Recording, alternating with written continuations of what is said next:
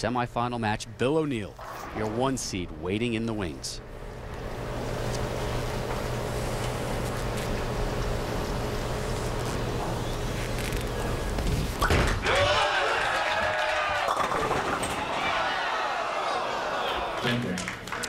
And Rob, an interesting strategy to look for. Sean Rash is the higher seed. He gets the choice of starting lane. He chose to let Chris start, which means Barnes will finish the match on the right lane. Barnes is a perfect 7 for 7 on the right lane. Barnes has to take care of this single pin spare though first.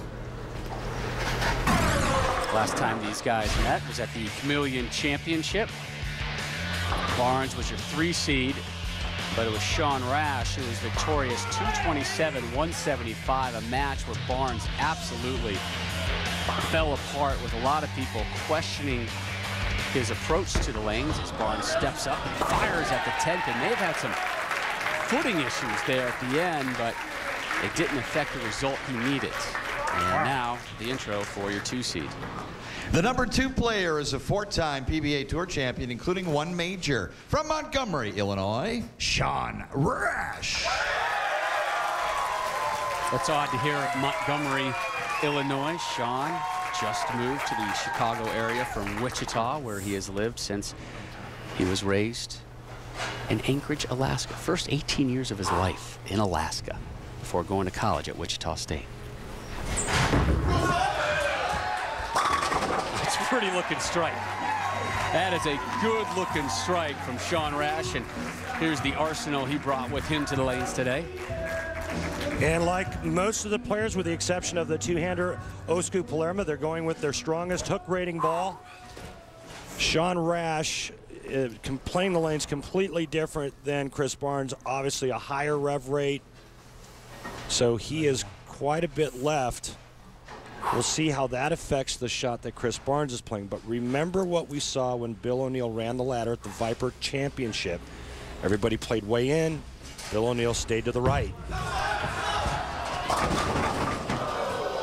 Yikes.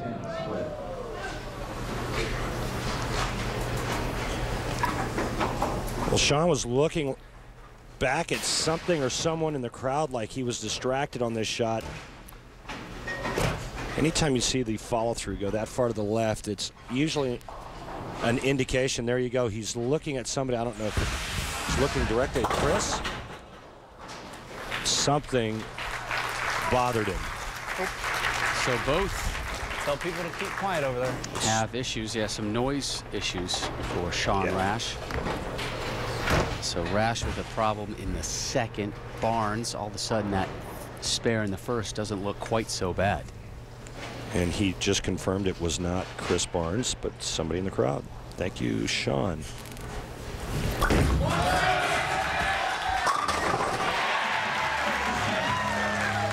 Well, he's got a nice blueprint from yesterday on how to play the lanes, and he's executing brilliantly right now.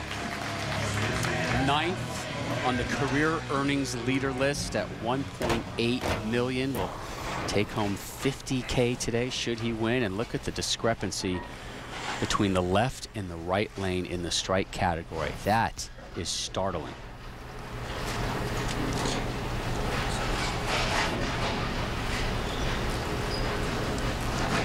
The world beater coming at you in the 3rd. Look out. Messenger nestles against the 10. And wow, both guys really struggling here in the semis, early stages. Yeah, and the struggles are on the left lane early on. Good news for Chris Barnes. He gets to finish the match on the right lane, loses this one off his hand just a little bit. We saw that with 2 shots yesterday. I asked him after yesterday's telecast, Chris, what happens when you lose the ball to the right like you did right there? He says, you know, quite honestly, I'm not sure. Open frame, unable to convert that one, and some anger for the first time in about 24 hours from Chris Barnes. Again, he has just had a cakewalk through his first 2 matches. A, he's been dialed in. B, his opponents have given him huge openings. Again, he won yesterday by 71 pins. His first victory today versus Osku Palermo was by 70 pins. This the first time he's been tested at the PBA World Championship. Sean Rash, almost the big four. And Sean looking at back-to-back opens, unless he can fire one at the 610 and hope one of them bounces out and takes the 4 out. I've never seen it made on television. The big four only made once on television by Walter A. Williams Jr., but not a good start in opening 3 frames for Sean Rash. Strike, open frame, down 11. He needs to regroup here in the 4th. And Sean, the last time we saw him on television, was brilliant. The Chameleon Championship when he beat Osku Palermo, Chris Barnes, and Wes Malott before losing to the eventual champion Scott Norton. Come on.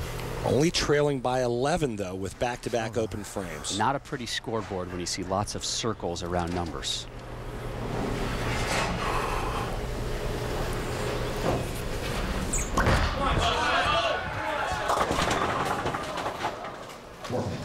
It's been a while since we've seen a strike now. These lanes are doing a number on some of the best in the world. Sean Rash just trying to somehow find a way to get dialed in, trying to get his nerves under control. He's still in this match. Relax, take a deep breath, and get focused.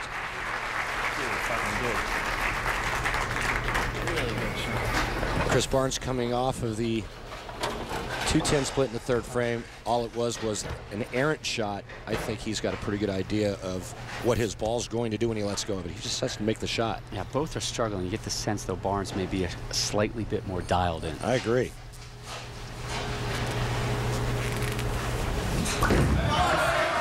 It's better. Much better. Much better. Just the 3rd strike of this match for both players, and the 2nd for Barnes.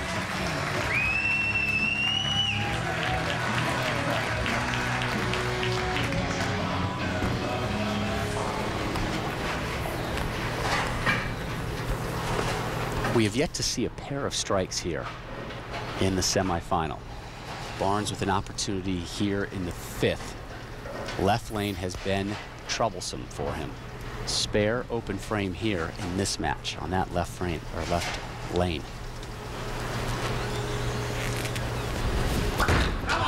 There we go. There we go. Hit. Boy, he put a nice touch on that shot, Rob. He got it in just a little bit, but he gave it a little extra speed. It held its line, and he got into the switch zone for a nice double.